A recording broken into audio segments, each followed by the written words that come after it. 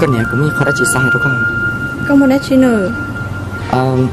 Ta kỳ đó cụจะพูดnhư lời dẫn bay lúc cùng sống lo chỉ là sao có bé một cộng chỉ con ba cho con cho cụ bay cùng lúc cùng sống đó Cái liều của chị mua của la ba kia cứ chẳng muốn như chị có mua con mà. ai cái này lỡ cho khu này chỉ một ta này có cũng mua chúng mà tụi con nhà chỉ trong ha Yo, hay là chị con à, có một khoản tư lò, có những mũi lên tôi rồi ta đi xin nè. Thì có hai cũng muốn đất chị nào của chị mua lo à, đi rồi lấy có một ta đi xứ mà.